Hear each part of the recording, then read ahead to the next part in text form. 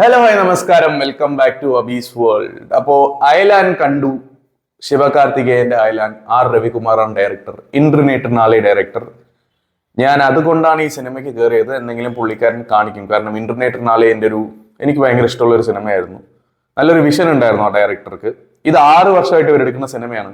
അപ്പൊ ഞാൻ VFX വെച്ചിട്ടും സ്റ്റോറി വെച്ചിട്ടൊക്കെ ഒരു മികവ് ഈ സിനിമയ്ക്ക് പ്രതീക്ഷിച്ചു. പക്ഷെ എന്റെ പ്രതീക്ഷകൾ ആകപ്പാടെ മാറ്റിമറിച്ചു. ഈ സിനിമ എനിക്ക് ഇഷ്ടപ്പെട്ടില്ല. ഇതൊരു കുട്ടികൾക്ക് വേണ്ടി മാത്രം എടുത്ത സിനിമയായിട്ട് എനിക്ക് തോന്നി. പിന്നെ 6 വർഷം കൊണ്ട് ഇവരെടുത്തത്, ഇന്നലെ ഞാൻ കുറെ റിവ്യൂസ് ഒക്കെ നോക്കിയപ്പോൾ പറഞ്ഞു നല്ല VFX പോസിറ്റീവ് ആണ്, പൊളി VFX ആണെന്നൊക്കെ. VFX അത്രയ്ക്കൊന്നുമില്ല. ഏറിപ്പോയ 2-3 സീനിൽ ഏലിയൻ വരുന്ന സീൻ ഓക്കെ, അത് കഴിഞ്ഞ് അത് മാറ്റി നിർത്തില്ല. ഏലിയൻ വരുന്ന സീനും ബോറാണ്. ബാക്കി ഇവർ ചെയ്തിരിക്കുന്ന VFX, ഈ ബോംബ് ബ്ലാസ്റ്റ് തൊട്ട് പല സ്ഥലങ്ങൾ കാണിക്കുന്നത് തൊട്ട് ഹെലികോപ്റ്റർ വരുന്നത് തൊട്ട് ട്രക്ക് ഫൈറ്റ് സീൻസിൽ കാണിക്കുന്ന VFX എല്ലാം ബോറാണ്. എല്ലാം എന്താ പറയാ, to the core top notch ഒന്നും അല്ല. ഇവർ ഇന്നലെ കുറെ റിവ്യൂലൊക്കെ പറഞ്ഞിരുന്നു സൂപ്പർ VFX വേറെ ലെവൽ, ഹോളിവുഡ് ലെവൽ എന്നൊക്കെ. ഹോളിവുഡിൽ 1980s ഇതിനോട് നല്ല VFX ഉണ്ടായിരുന്നു. So I think budget constraint ആണ് അവിടെ പ്രശ്നം തോന്നുന്നു. സിനിമയുടെ ഒരു ക്വാളിറ്റി ഭയങ്കര കുറവായിരുന്നു.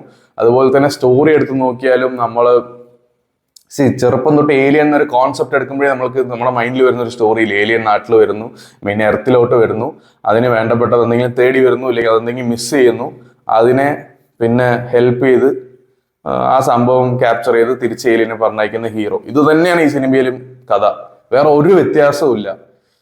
പിന്നെ ഇതിൽ പറയണമെങ്കിൽ എ ആർ റഹ്മാനാണ് മ്യൂസിക് ചെയ്തിരിക്കുന്നത്.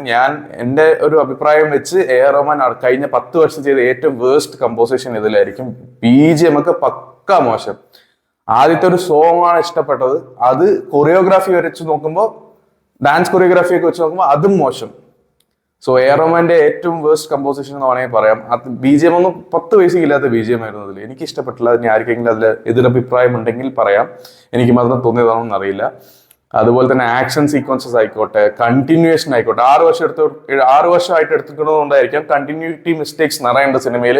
അതുപോലെ തന്നെ കട്ട്, മേലെന്ന് ഒരാൾ ചവിട്ടിയിട്ട് ഇപ്പൊ ശിവകാർത്തികൻ താഴെ വീഴുകയാണെങ്കിൽ ചവിട്ടുന്നത് മാത്രമേ കാണിക്കുള്ളൂ, പിന്നെ ശിവകാർത്തികൻ താഴത്ത് കിടക്കുന്നത് കാണിക്കുന്നത്. അതിനിടയിലുള്ള ഇതൊക്കെ ഇവർ മിസ് ചെയ്തിരിക്കണോ അതോ അങ്ങനെ തന്നെയാണോ ഈ സിനിമ എടുത്തിരിക്കുന്നത്? പിന്നെ ക്ലൈമാക്സ് ഫൈറ്റിലൊക്കെ ക്ലീശയോട് ക്ലീശയാണ്. അതൊന്നും നമ്മൾക്ക് അത്ര രസിക്കില്ല. If you have a kid under 10 or അങ്ങനെ എന്തെങ്കിലും വയസ്സുള്ള കുട്ടികളുണ്ടെങ്കിൽ തീർച്ചയായും പോയി കാണിച്ചു കൊടുക്കുക. അവർക്ക് അവരിനെ എന്റർടൈൻ ചെയ്തിരിക്കാം. കാരണം ഇപ്പോഴുള്ള കുട്ടികളൊക്കെ നെറ്റ്ഫ്ലിക്സും പ്രൈമും അങ്ങനെയുള്ളതിൽ വെബ് സീരീസും നമ്മുടെ എന്താ പറയുക അനിമി സീരീസ് ഒക്കെ കണ്ടിട്ടാണ് വളരുന്നത്. അവർക്ക് കൂടെ ഇതൊന്നും ഇഷ്ടപ്പെടില്ല എന്നാണ് എൻ്റെ ഒരു വിശ്വാസം. പേഴ്സണലി എന്റർടൈൻ ചെയ്യുന്ന പോലെ ഈ സിനിമയിൽ എന്തെങ്കിലും ഉണ്ടെന്ന് വെച്ചാൽ there is some portions, Yogi Babu and alien വരുന്ന പോർഷൻസ്, അവരുടെ കൗണ്ടറുകൾ ഇസ് ഗുഡ്. അത് കുറച്ച് എന്റർടൈൻഡ് ആയി, കുറച്ച് കോമഡി അവിടെ വർക്കൗട്ടായി. അത് ഒഴിച്ചു നിർത്തിയാൽ SKന്റെ പെർഫോമൻസ് കൂടെ എനിക്കത് അത്ര ഇഷ്ടപ്പെട്ടില്ല. SK കൂടെ എന്തിനോ വേണ്ടി അഭിനയിച്ച പോലെ തോന്നി. മേ ബി ടൈം ഡിഫറൻസ്, ഒരു എന്താ പറയാ, കുറച്ചു കാലം മുമ്പ് എടുത്തു വെച്ചിട്ട് പിന്നെ ഇപ്പൊ കണ്ടിന്യൂ ചെയ്തുകൊണ്ടായിരിക്കാം SKയുടെ പെർഫോമൻസിൽ കൂടെ എന്തൊക്കെയോ പാളിച്ചകൾ എനിക്ക് തോന്നി. കാരണം മാവീരൻ എന്നൊരു ഗംഭീര സിനിമയാണ് അതിന് മുമ്പ് ഇറക്കിയത്. അതിലെ പെർഫോമൻസ് ടോപ്പ് നോച്ച് ആയിരുന്നു. എനിക്ക് ഭയങ്കര ഇഷ്ടപ്പെട്ട ഒരു SK സിനിമയായിരുന്നു മാവീരൻ. അത് വെച്ച് നോക്കുമ്പോൾ ഇത് ഒരു 5% കൂടെ ഇല്ല. Totally disappointed. അപ്പൊ അത്രയേ ഉള്ളൂ ഗൈസ് ഈ സിനിമയെ കുറിച്ച് പറയാൻ. നിങ്ങൾക്ക് വേണമെങ്കിൽ പഴയൊരു ജോണറാണ്, നിങ്ങൾക്ക് ഏലിയൻ ഇങ്ങനെയുള്ള സിനിമകൾ കാണാൻ ഇഷ്ടമാണെങ്കിൽ തീർച്ചയായും ഒരു തവണ പോയിട്ട് ടിക്കറ്റ് എടുത്ത് കാണാം.